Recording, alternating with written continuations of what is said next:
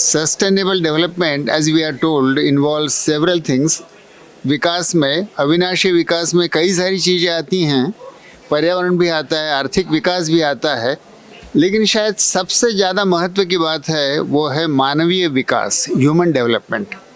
Human development के बगैर कोई विकास और हो ही नहीं सकता है। तो ह्यूमन डेवलपमेंट के लिए इंसान ज़िंदा रहना चाहिए, हेल्दी रहना चाहिए, औरतों को मौका मिलना चाहिए, आर्थिक विकास भी होना चाहिए, सोशल डेवलपमेंट भी होनी चाहिए। इसलिए आज मैं आपके सामने एमएलए की स्कीम्स और सीएसआर फंड कैसे मिला है इसकी बात नहीं करूंगा, क्योंकि मैं कोई उसका तज्ञ नहीं हूं और उसमें तो आप बहुत ज़्यादा अनुभवी हैं। सस्टेनेबल ह्यूमन डेवलपमेंट का एक ये सिर्फ ज़रिया है, ये कोई दावा नहीं है कि ये सारा चित्र है, ये एक ज़रिया है। और इसमें मैं आपको पहले तो एक समस्या का जिक्र करूंगा। वो समस्या बहुत विवादास्पद है, कंट्रोवर्शियल है, इसलिए जानबूझ के मैंने उसको चुना है ताकि कुछ चर्चा हो सके। जिस पे सभी की सम्मति है उसकी क्या चर्चा करना है। तो एक कंट्रोवर्शियल प्रश्न की बात करूंगा और फिर मैं आपको गढ़चिरी जिस ज़िले में मैं काम करता हूं वहां की एक कहानी आपके सामने पेश करूंगा। मैं आपके सामने वो कहानी पेश करूंगा एक महात्मा गांधी का, जो उन्होंने कहा कि अगर मुझे 1 घंटे के लिए भी भारत का तानाशाह बना दिया जाए तो सबसे पहले चीज़ मैं सब शराब की दुकानें बंद करूंगा। और दूसरा वक्तव्य श्री प्रशांत किशोर जी का, बिहार से, जो उन्होंने कहा कि prohibition in Bihar is a failed policy. इन दोनों में से कौन सही है? क्या शराब को प्रोहिबिशन के द्वारा रोका जा सकता है कि ये गलत, असफल पॉलिसी है? अब महात्मा गांधी को ये कहे हुए तो 100 साल हो गए, तो बात पुरानी हो गई। और प्रशांत किशोर जी सिर्फ बिहार की बात करते हैं तो एक बहुत भारत के कम तबके की बात है। तो चलिए हम विज्ञान क्या कहता है और वैश्विक विज्ञान क्या कहता है इसको देखें। 2017 में ये एक जागतिक अध्ययन प्रकाशित हुआ जो विश्व के इतिहास में आज तक का सबसे बड़ा, स्वास्थ्य पर सबसे बड़ा अध्ययन है। 4 अरब लोगों के बारे में स्वास्थ्य का डेटा इसमें इस्तेमाल किया गया है। इसको कहते हैं global burden of disease study 2017। आज विश्व का है सबसे ज़्यादा माना अध्ययन है। ये अध्ययन ये कहता है कि दुनिया में मौत, बीमारी और विकलांगता निर्माण करने वाले जितने भी कारण हैं उन सबसे ऊंचे 7 कारणों में एक शराब है, अल्कोहल है। और इस देश की ज़्यादातर जो प्रोडक्टिव उम्र की जनता है वो तो 15 से 50 की उम्र में है, तो उनकी मृत्यु का नंबर 1 कारण अल्कोहल है। और अल्कोहल के कारण 230 तरह की बीमारियां होती हैं, और उनमें से जो प्रमुख है कुछ वहाँ बताई हैं, लेकिन ये तो सिर्फ प्रमुख 5 हुई। 230 तरह की बीमारियां होती हैं और दुनिया भर में हर साल 30 लाख लोग अल्कोहल से मरते हैं। अब इसके बावजूद, ये तो हुआ भारत का, ये तो हुआ दुनिया का, भारत में क्या हालत है? तो भारत में ये WHO के आंकड़े हैं 2021 के। भारत में आज 51% पुरुष शराब पीते हैं, 25% महिलाएं शराब पीती हैं, और कुल मिला के भारत में 39 करोड़ लोग शराब पीते हैं। ये WHO के आंकड़े हैं। जो दुनिया में मृत्यु, बीमारी और विकलांगता पैदा करने वाला इतना महत्व का कारण है, भारत की कुल 39% जनता, वयस्क जनता उस जहर का इस्तेमाल कर रही है। और उसमें से सभी पीने वालों को बुरा असर नहीं होता है, लेकिन जो व्यसनी हो जाते हैं, एडिक्ट हो जाते हैं, डिपेंडेंट हो जाते हैं, शराब के बिना उनका चलता नहीं है, वो कितने हैं? तो भारत के 7% पुरुष व्यसनी हैं अल्कोहल के, और भारत की 0.4% महिलाएं व्यसनी हो गई हैं। इसका कुल मतलब हुआ कि भारत में 4 करोड़ लोग शराब के व्यसनी हैं। अब देखिए, एक आदमी को जो व्यसन होता है तो खुद बर्बाद नहीं होता है, उसके साथ परिवार के और 4 लोगों को बर्बाद करता है, आस पड़ोस के लोगों को बर्बाद करता है, जहाँ काम करता है वहाँ उस काम को बर्बाद करता है, अपने इर्द गिर्द की महिलाओं को असुरक्षित करता है। ग्राम सभा हो नहीं पाती है क्योंकि एक शराबी उसको डिस्टर्ब कर देता है। भारत में अगर 4 करोड़ शराबी हैं, हर एक के पीछे अगर 5 भी और लोगों को उसकी तकलीफ होती है, तो भारत में करीबन 20 करोड़ लोग शराब से या तो ग्रस्त हैं या तो त्रस्त हैं। तो शराब से ग्रस्त और त्रस्त लोग तो एक पूरा उत्तर प्रदेश है। उत्तर प्रदेश की जितनी आबादी है, करीबन उतनी आबादी भारत की शराब से ग्रस्त है या त्रस्त है। और ये शराब पीने का अनुपात देखिए कितना बढ़ रहा है। इसमें से जो हरा है बार देख रहे हैं आप, वो 2000 साल में कितना अनुपात और जो सफ़ेद देख रहे हैं वो 2018 का है। 2000 साल में 3.6 लीटर पी रहे थे, अब 9 लीटर पी रहे हैं। और ये लीटर का मतलब बता दूं, ये एब्सोल्यूट अल्कोहल है, तो 1 लीटर का मतलब हुआ मोटा मोटा 100 पेग। 100 ड्रिंक जो होते हैं उसका मतलब हुआ 1 लीटर। तो भारत का औसतन पुरुष आज 900 पेग, जिसको ग्लोबल बर्डन ऑफ डिसीज और लैंसेट कहते हैं कि ये जहर है, WHO कहती है कि दुनिया में मरने का एक प्रमुख कारण है, भारत में बड़ी तेजी से इसका इस्तेमाल बढ़ रहा है और हम सब लोगों के आंखों के सामने बढ़ रहा है। इसका और एक परिणाम है, and the impact is something which we may not really appreciate. Bharat के कुछ बड़े बड़े वैज्ञानिक, खासकर एम्स दिल्ली, PGI चंडीगढ़ और निमहांस बेंगलोर, इनके वैज्ञानिकों ने यह अध्ययन प्रकाशित किया है इंटरनेशनल जर्नल में कि शराब का अगले 50 साल में भारत पर आर्थिक और स्वास्थ्य का विकास क्या होगा। तो उन्होंने निकाला है कि 2011 से 2050 इन 40 वर्षों में भारत में शराब की जो कीमत लोगों को चुकानी पड़ेगी, बीमारी, मौत, अब्सेंटिज्म, काम न कर पाना, जेल में जाना, गुनाह करना, एक्सीडेंट करना, तो 1,21,000 अरब रुपया। देखिए, ये करोड़ नहीं है, अक्सर हम करोड़ में बात करते हैं। भारत का हेल्थ बजट जो है करीबन 1 लाख करोड़ है। 1,21,000 अरब, यानी भारत के हेल्थ बजट से, जो हेल्थ बजट है उससे 40 साल में उससे 100 गुना ज़्यादा खर्चा लोगों को कीमत चुकानी पड़ेगी। उसमें सरकार को कुछ टैक्स मिलता है तो फ़ायदा हुआ, उसको भी निकाल दें तो फिर भी नेट 98,000 बिलियन रुपीज़, 98,000 अरब रुपए का कीमत लोग चुकाने वाले हैं बीमारी, मौत, अब एक्सीडेंट और पागलपन और सुसाइड के कारण। इसके और भी आर्थिक के सिवाय और भी कई उसके दुष्परिणाम हैं। 230 बीमारियां होती हैं। शराब पीने वाला तो पीता है, लेकिन अपने इर्द गिर्द के सभी लोगों को नुकसान कर सकता है। जो ड्राइविंग कर रहा है और रास्ते के लोगों को मार सकता है, जहाँ काम करता है वो काम नहीं कर पाता है। शराब पी के लोग जब मतदान करते हैं तो लोकतंत्र डिस्टॉर्ट होता है। शराब के नशे में जो मतदान देगा वो कैसे अपना होश में, कहीं थोड़ी ना वो लोकतंत्र का चुनाव कर रहा है। और एक राज्य सरकारों का ये उत्पन्न का प्रमुख साधन बन गया है, तो राज्य सरकारों को ही व्यसन लग गया है शराब के इनकम का। औरतें जहाँ भी हो, अगर एक भी मर्द वहाँ इर्द गिर्द में पिया हुआ है तो औरत असुरक्षित हो जाती है, सभी औरतें असुरक्षित हो जाती हैं। हमने निर्भया कांड जैसे दिल्ली में हुआ, निर्भया कांड में उस लड़की पे इतना अत्याचार हुआ, लेकिन नीचे आखिर में एक छोटी सी लकीर थी। वो वाक्य ये था कि जो अत्याचारी थे वो शराब के नशे में थे।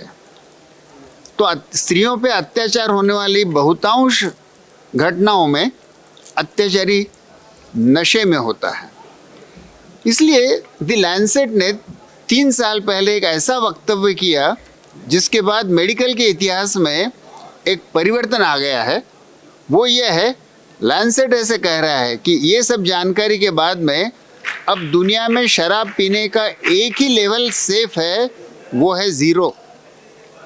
तो अल्कोहल तो 0 पीना चाहिए अगर लोग जिंदा रहना चाहते हैं, स्वास्थ्य संभालना चाहते हैं, समाज की सोशल डेवलपमेंट संभालना चाहते हैं। तो एक ही शराब की लेवल सुरक्षित है, वो है 0 शराब। अब ये जो नया विज्ञान का ज्ञान पिछले 3-4 सालों में अचानक आया है, 5-6 सालों में, उसका हमारे पॉलिसी में, हमारे चिंतन में और हमारे सामाजिक प्रक्रिया में कैसे उसको लाएं। तो इसके बाद हमको एक पहली बात समझ लेनी चाहिए कि अल्कोहल और टोबैको, तंबाकू, ये सिर्फ कोई सुख देने वाले, थोड़ी मजाक में कोई चीज़ ले ली, प्लेजर गुड्स अब नहीं बचे हैं।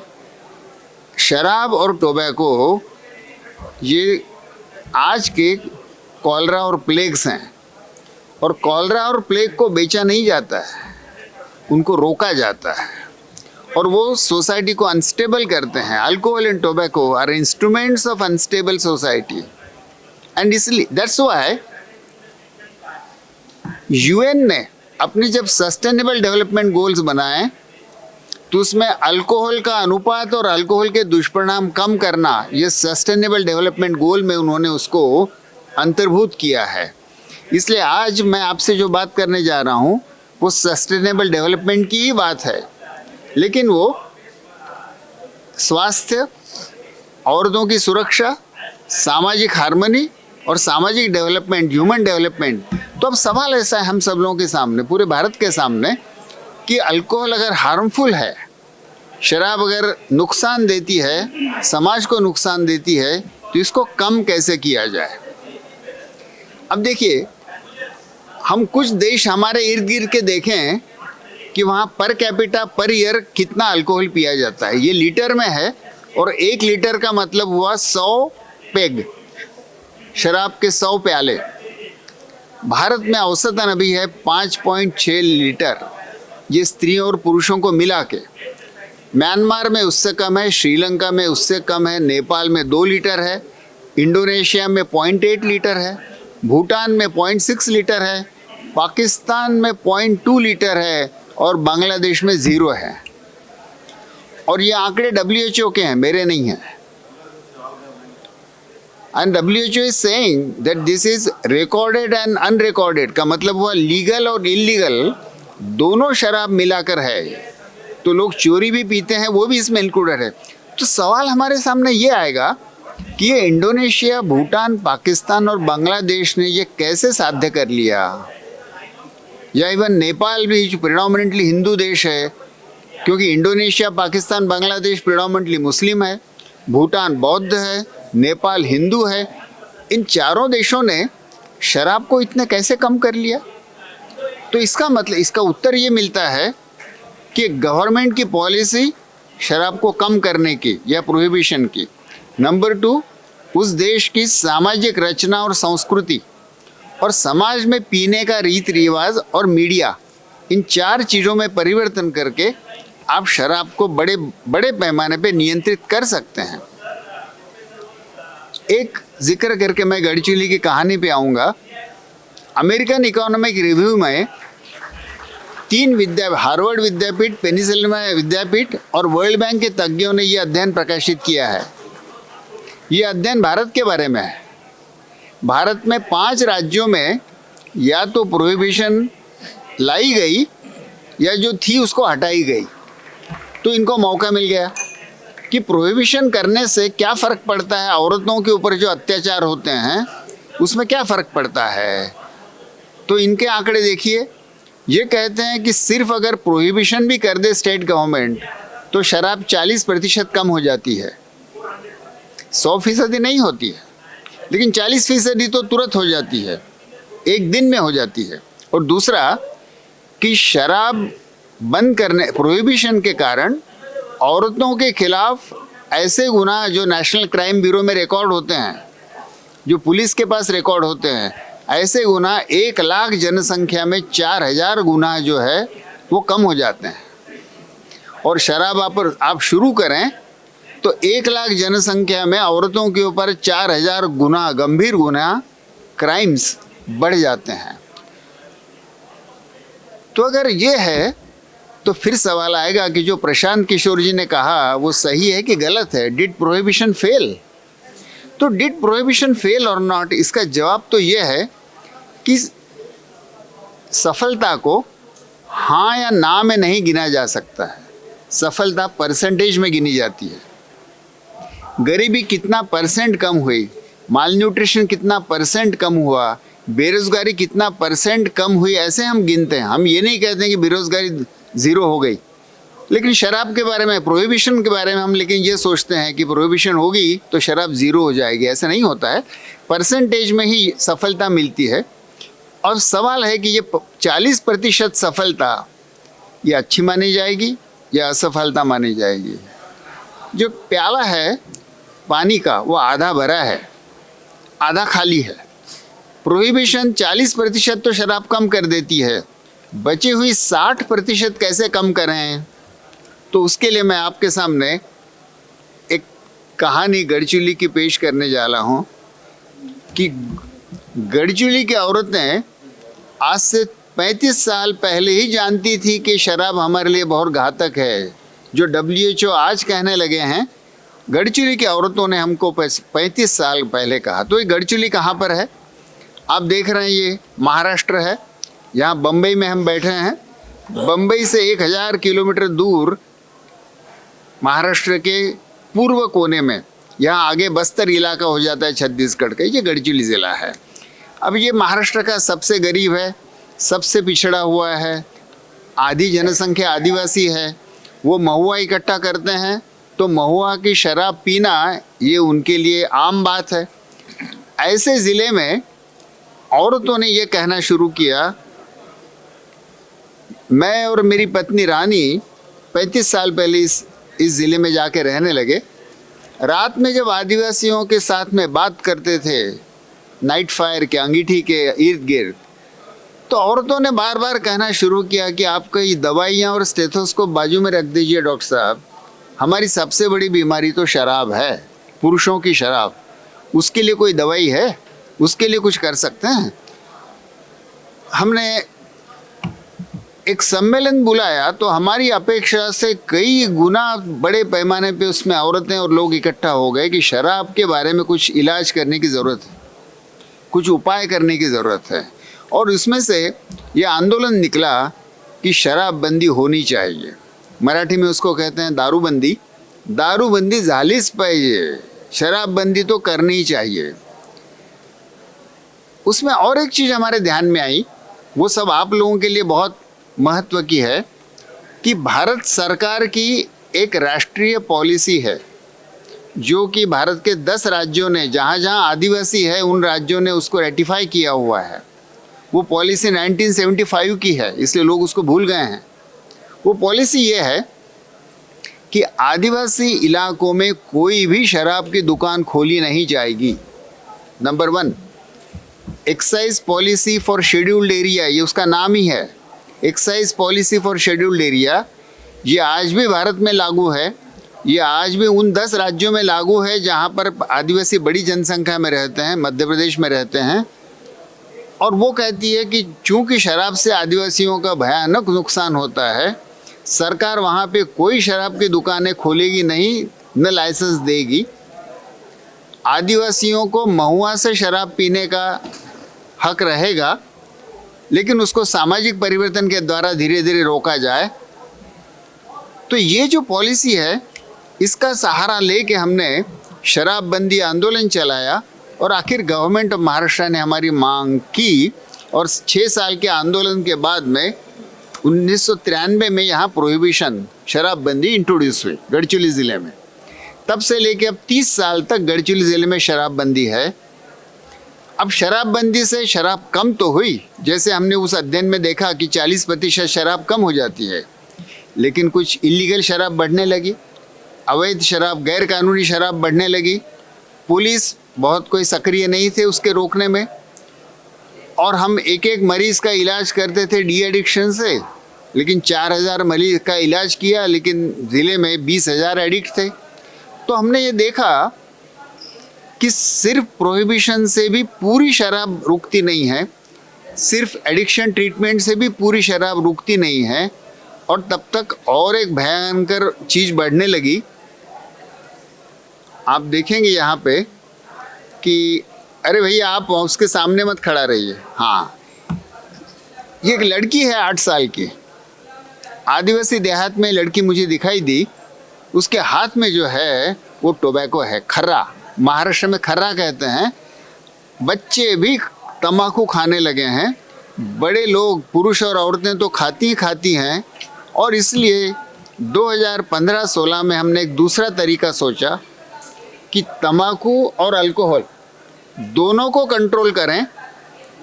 और ये सिर्फ तंबाकू और अल्कोहल का कंट्रोल ही नहीं, ये स्वास्थ्य और इकोनॉमिक डेवलपमेंट का प्रोग्राम बने। तो कैसे बना? महाराष्ट्र के उस समय के जो मुख्यमंत्री थे श्री देवेंद्र जी फडणवीस, उनके सामने मैंने ये समस्या, इसके आंकड़ेवारी कि ज़िले में कितने बड़े पैमाने पे है, और एक नया तरीके का प्रयोग उनके सामने पेश किया। उन्होंने उसको माना, स्वीकार किया, खुद उसकी अध्यक्षता स्वीकार की। और ये मुक्तिपथ जो डिस्ट्रिक्ट प्रोग्राम है to reduce use of alcohol and tobacco and to reduce money spent on alcohol and tobacco, तो ये पैसा बचाने का भी प्रोग्राम है। उसके लिए एक ज़िला लेवल पर व्यवस्था खड़ी की गई। कलेक्टर और एसपी उस समिति में हैं, मैं उसका एडवाइज़र हूँ, और नीचे तालुका समिति है, पंचायत लेवल पे समिति है, और हर गांव में गांव संगठन है। और ये गांव संगठन जो है, ये इसकी सबसे बड़ी ताकत है। इसको कम करने के लिए इस 4 तरह के इलाज माने गए। अल्कोहल और टोबैको की मांग कम होनी चाहिए, डिमांड रिडक्शन, उसके लिए अवेयरनेस और डी एडिक्शन, और सप्लाई भी कम होना चाहिए, उसके लिए कम्युनिटी एक्शन, और जो शराब बंदी और टोबैको बंदी है महाराष्ट्र में, उस पे अमल पे लाएं। तो ये अवेयरनेस जनरेशन के अलग अलग तरीके कि तंबाकू के कैसे आप बैल बन जाते हैं, आपके नाक में जैसे नकेल डाल दी है। सबसे बड़ी ताकत थी कि गांव के लोग अपना समूह का निर्णय लेके अपने गांव की शराब और तंबाकू बंद करें। यहाँ आप देख रहे हैं, इन गांव के औरतों ने मिलके अपने गांव की शराब तो बंद कर ही डाली है, साथ में उन्होंने कहा कि इलेक्शन में कोई भी कैंडिडेट शराब बांटेगा नहीं। तो गढ़चिरौली ज़िले में 3 इलेक्शन, पार्लियामेंट का इलेक्शन, असेंबली का इलेक्शन, ग्राम पंचायत का इलेक्शन, सभी उम्मीदवारों ने लिखित वचन दे दिया है कि हम शराब बांटेंगे नहीं। तो ये तो शराब भी कम हुई और लोकतंत्र भी सुधरा। गांव जो शराब और तंबाकू मुक्त हो जाता है, ये गांव शराब और तंबाकू मुक्त हो गया है। ऐसे ज़िले में 631 गांव ऐसे हैं जिन्होंने अपने गांव से शराब बंद कर दी है। और आप बॉटम में देखेंगे कि तंबाकू बंद कर दी है से 586 गांव है। बचे हुए गांव अभी कोशिश कर रहे हैं। पुलिस मदद नहीं करती है, तो औरतों ने तरीका निकाला कि राखी के दिन पुलिस को जाके राखी बांधती हैं, और रक्षाबंधन में मांग ये करती है भाई से कि हमारे गांव की शराब बंद करो, मेरा पति, मेरा लड़का इसमें बर्बाद हो रहा है। तो भाई से मांग क्या की कि शराब से हमें बचाओ। और हम व्यसन उपचार करते हैं, तो पूरे ज़िले में 12 जगह पे व्यसन उपचार और 292 गाँव में व्यसन उपचार के कैंप किए गए। गांव के जितने व्यसनी होती है उनको एक साथ लेके उन व्यसनियों का उपचार किया जाता है। मैं अब आखिर में इसका परिणाम क्या हुआ, इंस्ट्रूमेंट तो हमने देखा, मेथड, तरीका, सस्टेनेबल डेवलपमेंट का एक, उसका इम्पैक्ट क्या हुआ। अब ये बेसलाइन, ये शुरू करने के पहले 2015-16 में क्या थी अल्कोहल के बारे में, 41% पुरुष पिया करते थे। ज़िले में 1,58,000 पीने वाले पुरुष थे, और अपने जेब से करीब 80 करोड़ रुपए उस पर वो खर्चा कर रहे थे। और ये देख लिए, ये प्रोहिबिशन के बाद की हालत है। प्रोहिबिशन नहीं होती तो इससे दुगुना होता। प्रोहिबिशन के कारण ये करीबन आधा हो गया है। अब ये देखिए, पीने वालों का जो अनुपात है पुरुष हर साल हम डिस्ट्रिक्ट सैंपल सर्वे करते हैं। 2015 में 41% पुरुष पी रहे थे, वो कम होते होते अभी 25% पुरुष, तो 41% से 25% पुरुष अब पीते हैं। इसका मतलब हुआ कि करीबन 61,000 पुरुषों ने शराब पीना कम कर दिया है, बंद कर दिया है, और शराब पीने का अनुपात 38% से कम हुआ है। शराब पे जो खर्चा करते हैं वो जो करीबन 80 करोड़ था साल का, वो 40 करोड़ पे आया है, तो करीबन 40 करोड़ की बचत हो रही है। टोबैको के बारे में असर थोड़ा कम है क्योंकि औरतें भी तंबाकू खाती हैं, इसलिए उसके खिलाफ आंदोलन करने वाला कोई नहीं है, लेकिन फिर भी टोबैको का भी 43% से 34% पे आ गए, करीबन 10% कम हुआ है, या 1/4 तंबाकू कम हुई है, जिसका मतलब हुआ कि 97,000 लोगों ने और स्त्रियों ने टोबैको खाना बंद किया है, और टोबैको पे 55 करोड़ रुपए का खर्चा कम हो रहा है। ये सब डिस्ट्रिक्ट सैंपल सर्वे के द्वारा, और ये प्रोग्राम के देखिए आप, खर्चा है इसका 2 करोड़, लेकिन जनता के जेब में 91 करोड़ पैसे बचा है।